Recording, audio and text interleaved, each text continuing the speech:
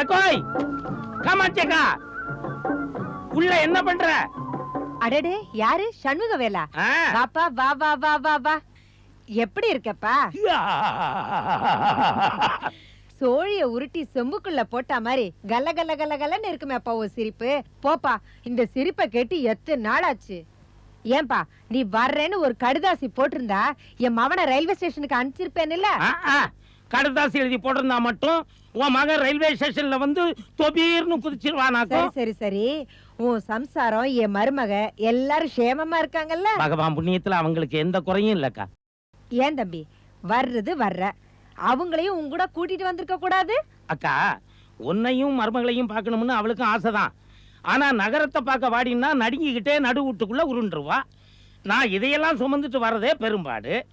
இதுல அவளை எப்படிக்கா சுமந்துட்டு வர முடியும்? கொஞ்சம் உக்காரு, இதோ வர. சரிக்கா. டேய் ரவி, உன் மாமா வந்திருக்காரா? அடடே, சண்முகல் மாமாவா? வாங்க வாங்க வாங்க.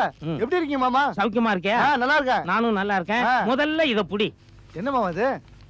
ஓஹோ, வருஷம் உங்க அக்காவுக்கு இந்த சீர்லாம் கொண்டாந்து கொடுப்பீங்களே, இந்த வருஷம் எனக்கா?